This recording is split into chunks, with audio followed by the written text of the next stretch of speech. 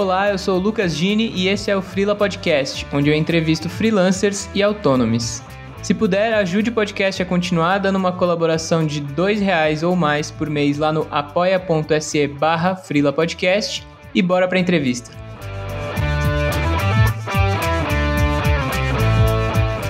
Continuar como freela foi uma estratégia, assim, para eu conseguir pagar minhas contas, assim. Fui criando algumas estratégias de, tipo, como precificar o meu trabalho, sabe? Então, eu tive uma estratégia, assim, de precificar por horas para eu conseguir assumir mais de um compromisso por semana, para eu conseguir ter a grana que eu preciso para manter o padrão de vida que eu já estava tendo, sabe?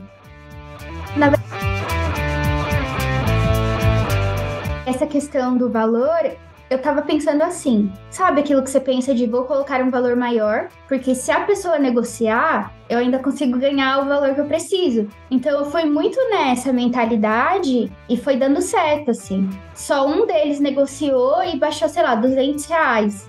Essa é uma dica, né, pra freelas, sempre colocar um valor maior do que o que você precisa, porque querendo ou não, tem gente que vai querer colocar preço no seu trabalho, infelizmente. Por isso que eu falei dessa relação tão vertical que a gente tem dentro das empresas, né? Quando a gente é freela, a gente tem essa possibilidade maior de negociação, assim. Tanto do salário, quanto desses fluxos, dessas demandas e tal. Nesses dois institutos, eu sou a única pessoa da comunicação. Então, eu tenho uma possibilidade maior de negociar, porque são pessoas que também sabem da relevância e da necessidade que eles têm no meu trabalho, sabe? Que às vezes dentro de uma empresa maior é uma valorização que você não vai ter.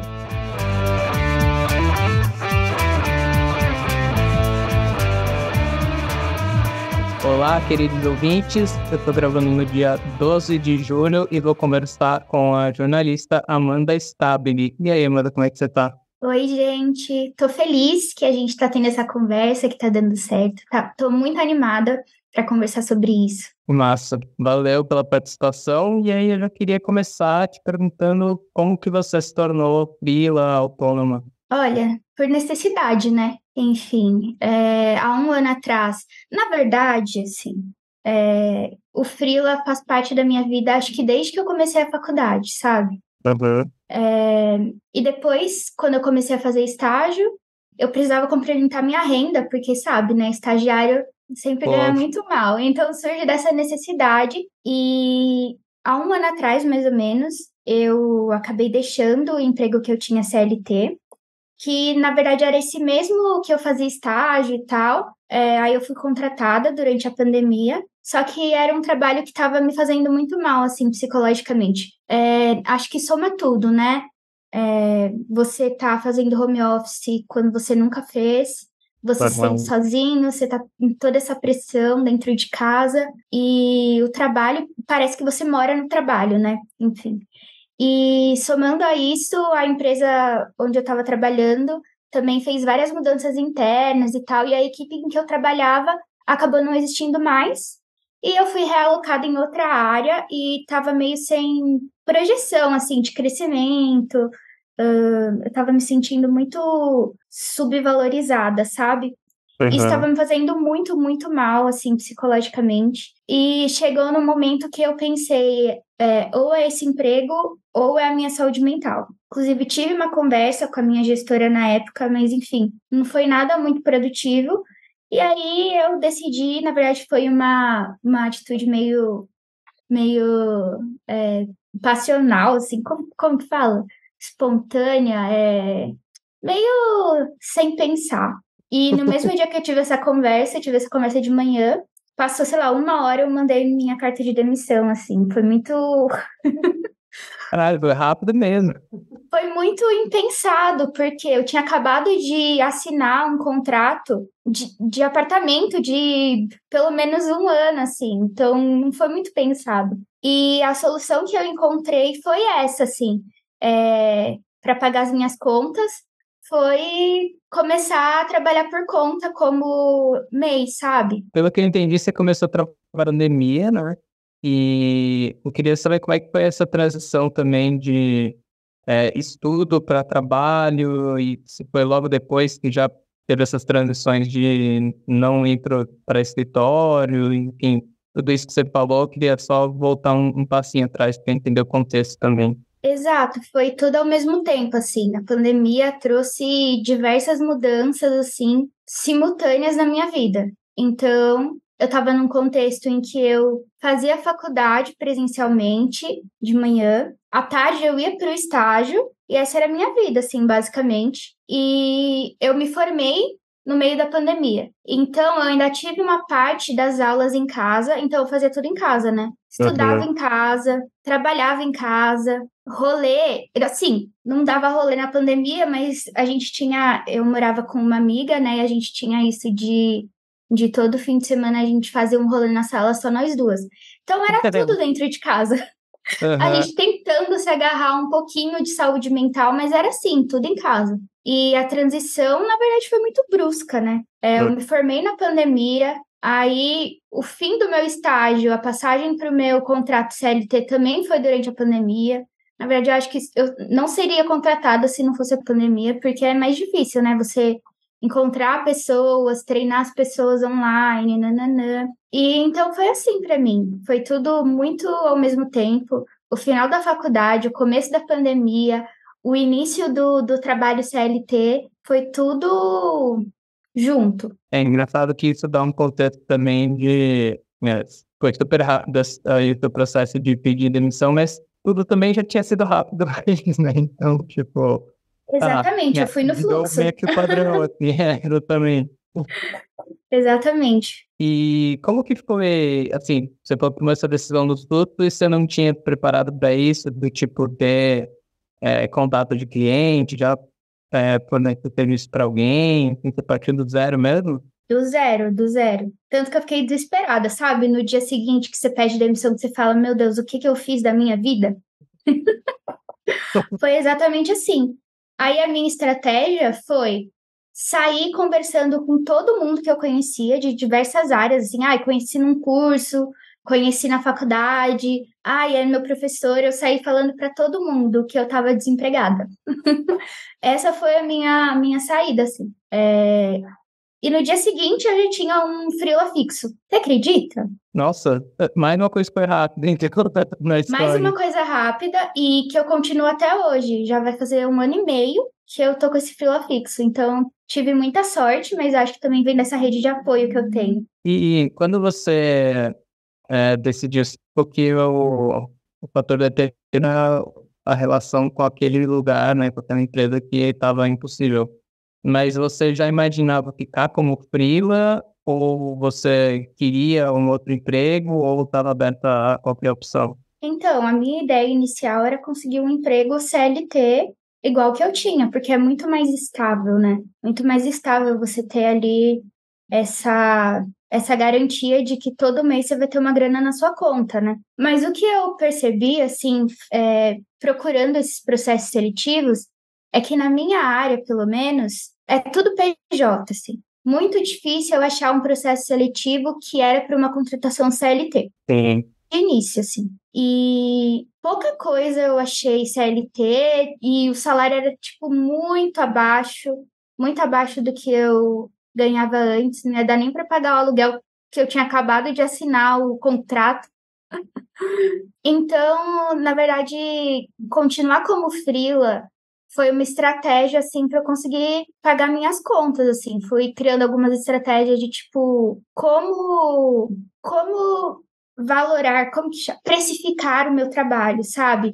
Então, eu tive Aham. uma estratégia, assim, de precificar por horas para eu conseguir assumir mais de um compromisso por semana, para eu conseguir ter a grana que eu preciso para manter o padrão de vida que eu já estava tendo, sabe? Entendi. E até hoje você faz prospecção, assim, que você falou do valor, e é um clássico, acho, para fila dessa rede de pessoas que ele já conhecia, né? Foram chegando mais, tem indicação, você busca também gente que nunca teve contato antes, como é que é para ter mais clientes hoje em dia? Então, na verdade, o que aconteceu comigo foi, desde o começo, eu consegui freelas fixos. Eu te contei, né, que um dia depois eu já tinha um desses freelas que eu nem sabia que ia ficar por tanto tempo. E nesse freela, eu precifiquei um valor e toda semana eu me dedico 10 horas por semana a ele. E eu tenho mais 2 trabalhos fixos além desse. Também foi uma surpresa para mim. Então,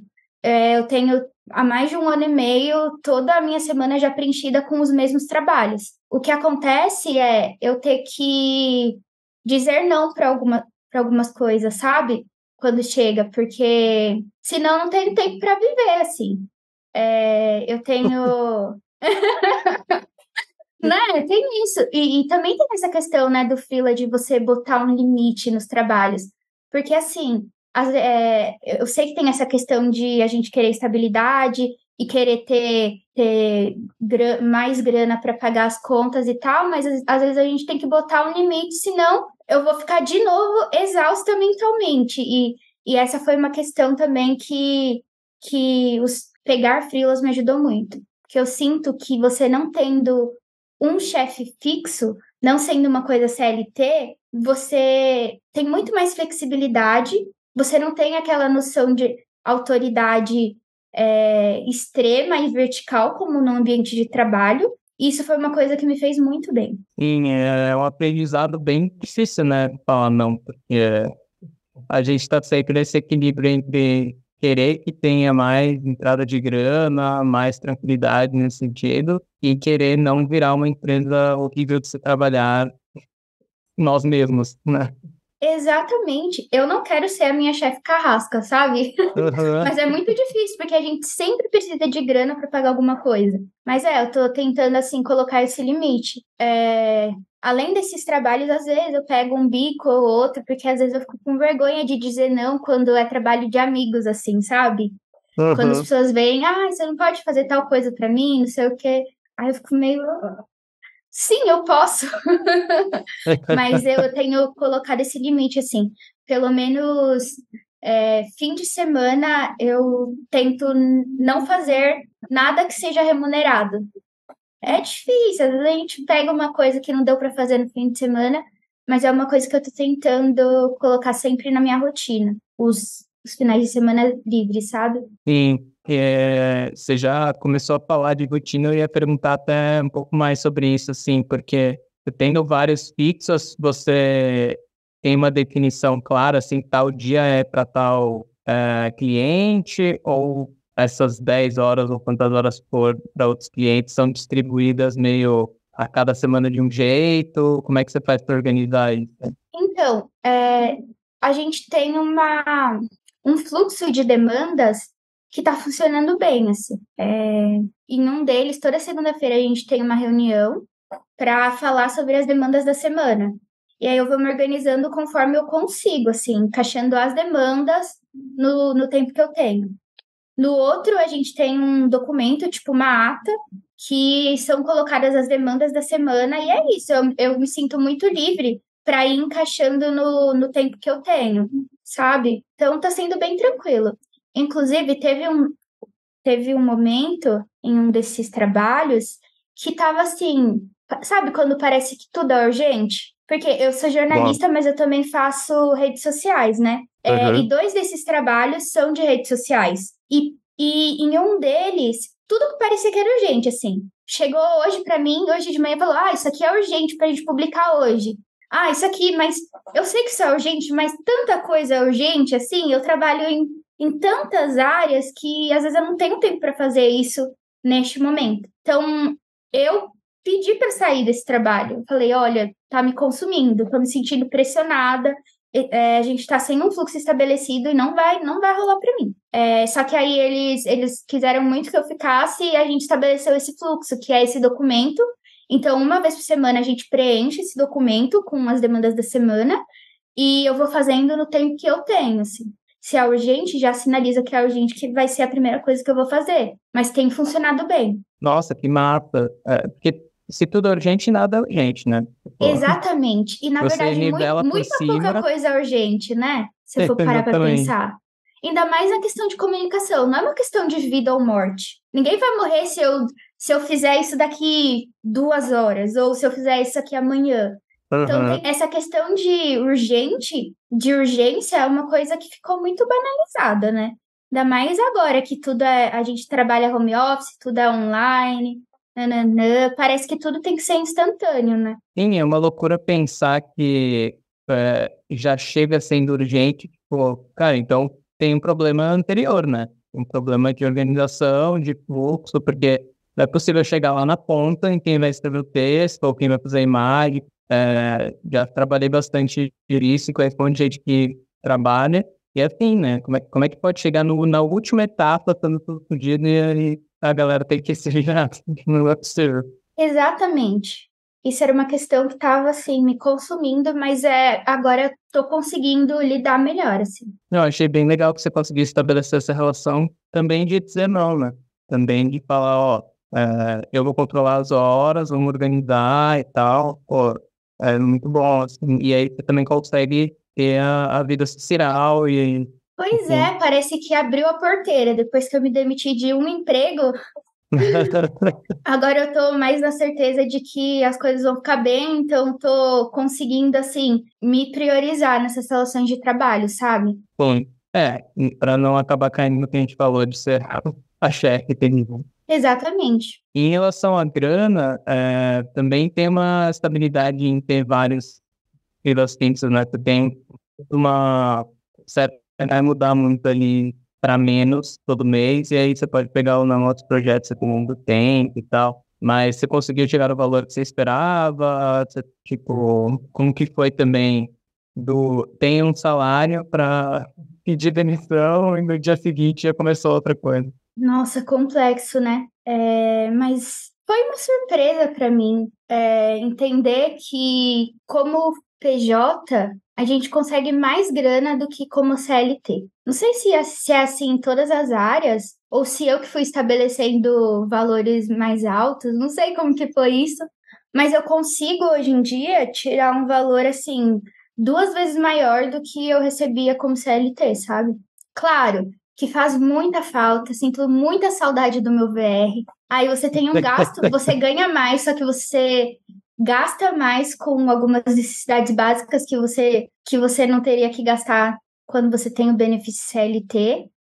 Mas tenho conseguido ganhar bem, assim, bem mais do que eu ganhava antes.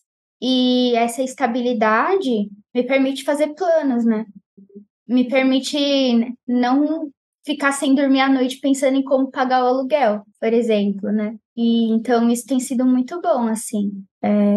Eu sei que muita gente que trabalha como freela tem essa questão de ficar pensando se o contratante vai pagar direito, se vai cair, quando que vai cair o dinheiro. Mas como eu tenho essa relação há muito tempo, e inclusive em 2 delas eu tenho um contrato, assim, tenho um contrato assinado e tal, eu tenho uma garantia maior de que minha grana vai estar lá sempre, assim. Nunca, nesse tempo todo, nunca tive nenhum problema de atraso em pagamento nem nada. Nossa, que massa. Acho que você mandou bem de ir se colocando também com valores melhores e acho que também deu bom com essas relações com clientes que não atrasaram e tal. Porque às vezes não depende só de um lado, né? Que tudo saia bem. Uhum. E essa questão do valor, eu tava pensando assim, sabe aquilo que você pensa de vou colocar um valor maior, porque se a pessoa negociar, eu ainda consigo ganhar o valor que eu preciso. Uhum. Então eu fui muito nessa mentalidade e foi dando certo, assim. Só um deles negociou e baixou, sei lá, R$ 200. Então não foi muita coisa.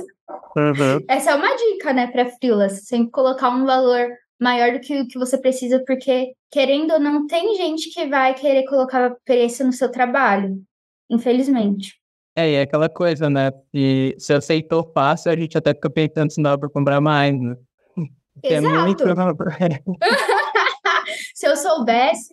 Para as próximas já tem um Uhum. parâmetro melhor, né? Com certeza. E aí, falando em para as próximas, assim, eu queria saber se você tem projetos, sejam seus mesmo, de escrever ou de pesquisar, ou planos de carreira relacionados a clientes, lugares que gostaria de trabalhar, sei lá, seja curto ou longo prazo, assim, o que você espera ou planeja, se é que planeja? Olha, eu tenho sonhos. Nossa, eu tenho o sonho de conseguir ganhar em um lugar só o que eu ganho nesses três. sabe? Deve ser muito bom você ter só um emprego. Porque por mais que você se organize, é cansativo você ter que se desdobrar, né? Porque você meio que liga e desliga um botãozinho. Ah, agora eu vou entrar para trabalhar nesse freela aqui, porque você trabalhando em redes sociais, cada coisa tem uma linguagem diferente. É uma persona ali escrevendo, né? Exatamente. E isso te desgasta um pouco também, sabe? Eu tenho um sonho, não tenho planos ainda de como fazer isso, mas é o meu sonho, conseguir ganhar o que eu preciso em só um trabalho, conseguir descansar o resto do tempo. E você tem uma produção, tipo, de algum assunto de interesse que você gostaria de focar também? Ou com clientes, ou uma pesquisa própria, sei lá? Olha, como eu falei, em 2 desses trabalhos eu sou social media, só que em um deles eu sou repórter, que é realmente onde está o meu coração. Claro que eu gosto muito do que eu faço nos outros, porque eu trabalho. São 2 organizações da sociedade civil, então, e são em temas que eu tenho muito interesse. Um desses trabalhos é num instituto que chama Instituto Torna Voz, que é um instituto formado por advogadas que lutam pela liberdade de expressão de jornalistas e comunicadores que são processados por causa de exercer a sua profissão. Então já é um tema assim que ganha o meu coração, porque eu também sou jornalista, eu também posso precisar desse serviço um dia, então é uma coisa que eu gosto.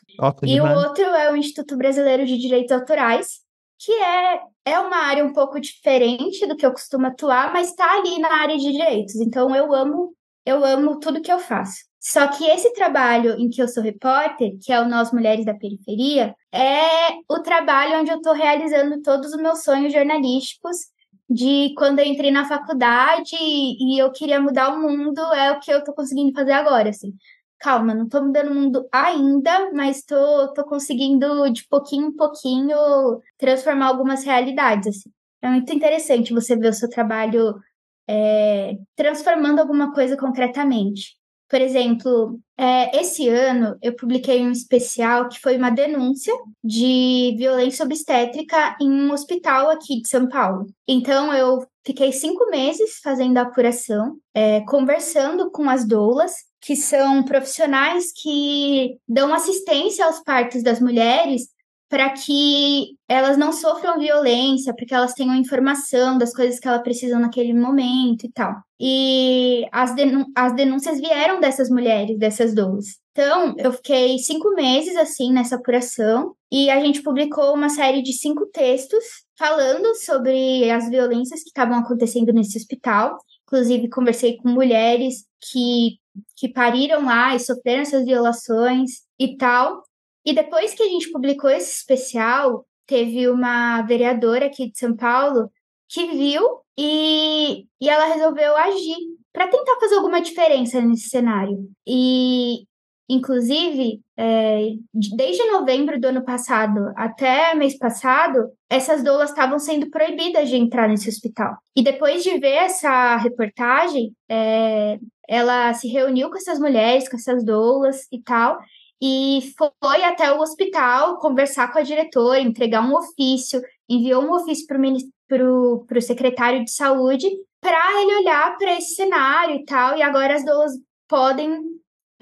voltaram a ter esse direito de entrar lá, sabe? Então, assim, tô realizando meus sonhos, conseguindo mudar um pouquinho da realidade do mundo, sabe? Tô muito feliz. E, deixa eu ver, projetos paralelos a esse. Olha, eu tô tentando otimizar o tempo e tentar realizar meus projetos pessoais dentro desse tempo remunerado, sabe? Inclusive, hoje que a gente tá gravando, é dia 12 de julho, e é o Dia Nacional do Funk. E eu acho muito, muito legal que lá no Nós Mulheres da Periferia, as meninas, elas sempre acham muito legal as minhas ideias, e elas sempre, sabe, elas pegam essas ideias e falam, não, vamos fazer. E hoje, que é o Dia do Funk, eu propus da gente fazer um especial falando das mulheres pioneiras no funk brasileiro, sabe? Que às vezes a gente pensa... A gente pensa, não, a gente já ouviu algumas declarações de algumas funkeiras falando, o funk nasceu comigo, nananã, não vou citar nomes. E, enfim, aí eu tive essa ideia da gente falar das funkeiras que pavimentaram esse caminho para que hoje o funk seja do jeito que é, sabe? Para todas as mulheres. E deu certo, e hoje a gente publicou 2 perfis de 2 pioneiras do funk, que é a MC Cacau, que é considerada a primeira mulher do funk, né? Que ela começou a cantar em 1994. Aí ela fez parte da Furacão 2000. Nossa, incrível a história dela, muito maravilhosa. E hoje a gente soltou também o perfil da MC Dandara, que junto com a MC Cacau e a Daisy Tigrona, não sei se você conhece, elas não são tão conhecidas quanto deveriam, elas fazem parte da primeira geração de mulheres no funk. Então, assim, tô realizando os meus sonhos, tô colocando meus interesses dentro desse trabalho para conseguir realizar tudo junto. A Daisy Tigrona e a Dandara eu conheço, mas a Cacau não. Eu vou te mandar os perfis, vou te mandar. Nossa, tá muito bom, assim. Eu não conhecia a MC Dandara antes dessa pesquisa e eu tô completamente apaixonada pelas músicas dela, assim. Essa vibe do funk dos anos 90 é uma maravilhosa. E pavimentou muito do que é a música popular, não MPB, mas realmente a música popular no Brasil hoje. Com certeza, e elas não são tão conhecidas quanto deveriam. Por exemplo, a MC Dandara, sabe aquela música Eu Tô Solteira, da Gaiola das Popozudas? Uhum. Ela que compôs, sabe? Ela tem umas composições incríveis, mas ela não é tão conhecida. Caraca, em vários temas diferentes consegue ter uma atuação política, né, com esse trabalho. Uhum, tô me realizando. Esses 2 nem que você deu são muito fodas. Tipo, uma é uma coisa super séria e relacionada à violência de gênero, e outra também tem nota de gênero, mas é mais cultural, é mais voltado a tipo, divulgar um trabalho de música e tal. Exato. Acho que é isso que me atrai no jornalismo, sabe? Essas possibilidades de atuação que você tem. Nossa, muito massa. Eu achei da hora você explicar um pouco assim do processo, porque quando a gente pensa em reportagem, tipo, o mainstream do que a gente imagina por reportagem é aquela coisa meio galera na TV correndo com o microfone no meio, sabe? Tipo, alguma merda acontecendo na rua e a galera. Mas é muito interessante saber nesse processo mais longo e até contrastante, né? A audiência ali da rede social e post e tal, que é uma coisa mais rápida de produzir e também mais rápida de cair em crescimento e mais curto, versus uma pesquisa de 5 meses. Exato, são 2 estágios diferentes, né? Acho que a reportagem tem muito esse trabalho de bastidores e as redes sociais, que hoje em dia são essenciais, assim, é a etapa já de divulgação, né? Então, eu amo a comunicação por isso. Você pode atuar em diversas áreas e ver onde que você se identifica para ficar, sabe? Eu gosto das 2 coisas. Nossa, massa. E aí, eu queria saber se você tem alguma história específica, assim, que foi marcante, que você gostaria de contar. Você já contou, de novo, né, 2 casos muito massa, assim, do seu trampo, mas queria saber se teve algum momento que você... Putz, que bom que eu sofri, que bom que tá acontecendo desse jeito. Deixa eu pensar. Eu acho que eu me sinto assim, que bom que eu sou frila nesses momentos em que eu sinto essa liberdade, sabe? Eu sempre tive uma questão assim com a autoridade, ainda mais quando você tem a sua carteira ali assinada ou quando você sente esse medo de ser demitido a qualquer momento, sabe? E ser frila me ensinou um pouquinho sobre o quanto você tem autonomia em relação ao seu trabalho, sabe? E eu sinto que, sendo frila, eu tenho meu trabalho muito mais valorizado. Sim, quando eu tava nessa empresa há muito tempo, sabe, quando você faz as coisas, você não recebe um feedback, claro, nem nada, você fala, nossa, será que meu trabalho tá ruim? Não, sabe, umas coisas Vai assim. perdendo a E aí referência, né? Exatamente. E aí, quando eu comecei a fazer os freelas, as coisas que eu fazia na empresa CLT, quando eu comecei a fazer nesses trabalhos PJ, as pessoas achavam incrível, assim. eu sinto uma valorização muito maior nessa entrega de trabalho, sabe? Isso me faz pensar que eu sou feliz agora sendo freela, assim. Cara, que massa. Isso é um outro ingrediente daquele equilíbrio ou desequilíbrio de estar numa empresa e não estar funcionando, né? Tipo, já são muitas chances de ter relacionamentos abusivos ali, mas essa é meio que padrão. Não estou dizendo nem que é um abuso, mas é um caminho meio clássico de, como você falou, ir acostumando e também que tudo igual. E aí, se não tem uma galera acima puxando, né? Tipo, tentando fazer mais conversa entre a equipe interna ou tentando de algum jeito neutralizar isso, vai ficando apático o rolê. Uhum. E talvez por você ser CLT e tal, a empresa pensa assim, a empresa tem essa segurança de que você vai estar ali, independente da forma como te tratarem. Então pensa, vou exigir mais, não vou dar feedbacks positivos, etc, porque a pessoa vai continuar aqui ou não, porque ela tá ligada a mim por causa de um contrato, por causa de uma carteira. E quando você é freela, assim como você tem essa noção de como pode ser uma relação passageira, a pessoa também tem isso e ela precisa de você. Então, é uma relação meio mútua, assim. Então, às vezes, os feedbacks, eles acontecem com uma frequência maior, assim. E você se sente bem sabendo que as pessoas querem que você continue ali, sabe? Uhum. É uma relação muito mais direta também, né? Eu não sei se você... bom, como estagiário, com certeza tinha vários níveis ali entre a pessoa que estava pedindo um texto, né? Ou, enfim, não sei necessariamente clientes diretos, mas entre quem tomava as decisões ali e o seu trabalho. E aí, quando você tá aquilo é bem mais direto, né? Tipo, você citou que você negociou e vocês criaram juntas ali um sistema de, não, toda semana a gente vai combinar, eu vou ver que hora eu posso fazer. É muito menos burocrático nesse sentido. Pois é, por isso que eu falei dessa relação tão vertical que a gente tem dentro das empresas, né? Eu sinto que quando a gente é freela, a gente tem essa possibilidade maior de negociação, assim, tanto do salário, quanto desses fluxos, dessas demandas e tal, sabe? Porque é isso, assim, nesses dois institutos que eu trabalho e faço esse trabalho de redes sociais, eu sou a única pessoa da comunicação.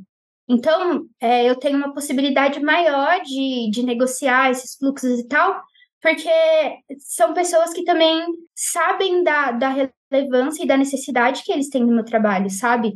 Que às vezes dentro de uma empresa maior é uma valorização que você não vai ter. Uhum. Ou talvez demore muito e não nem faça sentido mais, né, do quanto demanda. Exato. E não que eu esteja romantizando essa relação PJ, como eu falei, o meu sonho é estar em um emprego só que me pague tudo que eu preciso. Se for com todos os meus direitos garantidos, então, maravilhoso. Mas é uma crítica também a essa relação de como poderia ser dentro dessas empresas, tendo esse contrato de trabalho, como as coisas poderiam ser melhor negociadas, né? Sim. E eu estava pensando também, te ouvindo falar, que ter uma experiência como período, pelo menos ao meu ver, traz um pouco mais de confiança para negociar essas coisas, mesmo se você está num fixo, né? Eu também, depois que virei freela, não voltei para a empresa como eu trabalhava antes. Sim, eu tenho um freela fixo que é muito mais próximo hoje de um emprego, mas não é coisa de escritório, enfim, tem laços diferentes. Mas fica muito mais claro que os dois lados estão tirando valor daquela relação, né? Antes eu tinha muita impressão que Nossa, era sim. tipo, eu tenho que aceitar o que vier, porque isso aí tem um monte de gente que queria estar aqui, sabe? É uma noia, e parte vem desse universo corporativo mesmo, e parte é falta de experiência, eu acho. Sim, e essa questão de aceitar tudo que vier também é uma questão geracional, né? Nossa, eu converso muito Acho com que os né? meus amigos sobre isso, de ouvir algumas críticas de que a nossa geração não está disposta a trabalhar, não quer trabalhar, muda muito de emprego, etc. Mas não, é só que a gente entendeu que a gente não precisa aceitar qualquer coisa, como talvez os nossos pais aceitassem, porque eles precisavam muito daquilo e aceitar qualquer insulto, qualquer condição trabalhista, porque pensavam que não iam encontrar nada e precisavam daquela grana para sustentar os filhos. Então, a gente que é jovem agora e tá nessa fase da vida que não tem dependentes além de um doguinho, de um hamster, etc. A gente também tem essa possibilidade de, nossa, eu estou dependendo de mim, mas eu não tenho um filho. Talvez se eu tivesse um filho, talvez eu tivesse mais presa a essas amarras que talvez a minha mãe foi, sabe? Mas é isso, a gente está nessa fase de realmente entender o que a gente quer fazer e de criar essas relações trabalhistas que a gente quer e conseguir acertar e errar e negociar e não ter consequências tão difíceis quanto os nossos pais teriam, né? E até porque, né, eu acho que tem um recorte de classe nisso, e, enfim, outros tanto de gênero, raça e tal. Mas também tem uma questão bizarra que é a tecnologia que mudou muito do momento em que a geração dos nossos pais tinha a nossa idade, não transformou o trabalho numa coisa mais fácil, necessariamente, né? Mudou muito o ritmo, mas a gente não trabalha menos do que se trabalhava, sei lá, 30, 40 anos atrás, embora daria para ter acontecido, né? Tipo assim, a gente tem tecnologia que daria para trabalhar menos, mas definitivamente não é o que está acontecendo. Exatamente. Nessa questão de trabalhar como PJ, de ter vários empregos, inclusive, eu sinto que a tecnologia ela contribui para que a gente consiga trabalhar em 3 empregos ao mesmo tempo. Porque o tempo que a gente gastaria, né, em locomoção, em se arrumando para sair, etc., a gente gasta ele trabalhando mais, né? Então é isso, poderia facilitar a nossa vida para a gente trabalhar menos? Poderia, mas a gente, mas a gente tem trabalhado mais e por causa dessa praticidade que o trabalho remoto, intermediado pelas telas, ele proporciona. Bom, uma infinidade de outros assuntos vêm à tona, né? As possibilidades vêm, mas acabam virando mais trabalho também. Exatamente, daí a gente pensa, né, nessa questão geracional de não aceitar qualquer coisa e tal, mas às vezes a gente aceita outras coisas, né? Talvez a gente só negocia o que não aceitar, mas a gente sempre perde em algum aspecto. Nossa, Paulo. Fiquei encucado. Mas eu queria te perguntar se você tem alguma sugestão também de conteúdo além, claro, dos seus textos. Eu vou colocar o link aqui na descrição, mas algum outro conteúdo pode ser para ler, ouvir, ou sei lá, série, filme, alguma atividade. Olha, eu vou indicar o último livro que eu li, que para mim foi o melhor livro assim que eu li no ano. Chama Perifobia, é um livro brasileiro da Lília Guerra e ele é maravilhoso. Você começa lendo e parece que você está lendo várias crônicas, vários personagens e tal, e aí já tá bom. Só que conforme você vai avançando no livro, você percebe que a história dos personagens se cruzam e você vai meio que conectando. Nossa, essa pessoa é aquela pessoa do primeiro capítulo e tal.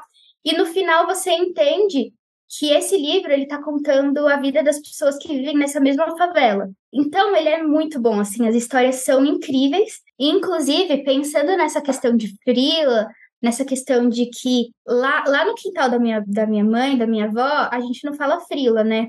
A gente chama de bico. Então, pensando nessa questão de bico, desse trabalho que surge da necessidade, nesse livro tem um menininho que ele é especialista nisso. Por quê? Nessa favela só tem um orelhão. Só tem um orelhão e as pessoas não têm telefone fixo e tal, nem celular, né? Na época que passa esse texto. E o que esse menininho fez? Ele montou uma rede com os amiguinhos, tudo criança e tal, de fazer plantões no orelhão. Então, as pessoas ligam, quero falar com fulano. Aí eles vão lá chamar a pessoa e a pessoa dá uma gorjeta, ou, vai deixar um recado. Daí eles pegam, guardam o recado para quando a pessoa volta. E eles criaram uma rede, assim, que eu achei, assim, incrível. É empreendimento, é empreendedor, desde criancinha. Mas é isso, né? Muita coisa nasce da necessidade e a periferia, ela é esse pote de ouro das invenções. Esse menininho, ele ganhou meu coração. Nossa, muito da hora. Muito bom. Tem alguma outra coisa que você quer citar? Só pra não te cortar. Olha, quero convidar todo mundo a acompanhar, né, o trabalho que eu tenho feito no Nós Mulheres da Periferia e ver também eu realizando meus sonhos jornalísticos por meio dessa plataforma. E tá tudo muito legal, são sempre temas assim de muita relevância social, que fala de temas que afetam as mulheres periféricas, que na verdade são todos os temas, então a gente vai fazendo essas conexões e também traz esses temas divertidos, como falar de cultura.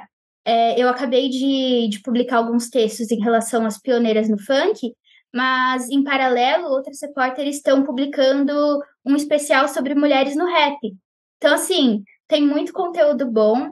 E sigam a gente no Instagram, Nós Mulheres da Periferia. É isso. Maravilha. E aí, para encerrar, eu queria te perguntar se você pudesse voltar no passado e conversar consigo mesma, quais dicas ou qual dica que você daria sobre a vida de freela? Ai, que difícil. Acho que dicas... Eu daria essa dica de sempre pensar em você em primeiro lugar. Ter um tempo off dos trabalhos, senão ele pode te consumir o tempo inteiro se você não colocar limite. Essa é uma questão. Pensar que lazer é tão importante quanto qualquer outra área da sua vida. Ver os seus amigos é tão importante quanto você ganhar dinheiro, sabe? São questões que são muito importantes, assim, para você manter sua saúde mental. Que foi o motivo pelo qual deixei de ser CLT, então é uma coisa que vale manter. Uma coisa que é bom pensar sempre em primeiro lugar. Muito bom. Quero te agradecer de novo, então, Amanda, por esse papo. E a gente lutou com as agendas aqui, com os microfones, com os fones de ouvido, para dar certo. Mas estou muito feliz. Quero te agradecer de novo. Eu que agradeço. Estou muito feliz de poder compartilhar essa experiência. E espero que possa ajudar muitas pessoas a entenderem que elas são mais importantes do que qualquer trabalho. Massa. Ótimo recado. Obrigado. A gente se fala então. Um beijo, Amanda. Combinado. Tchau, tchau.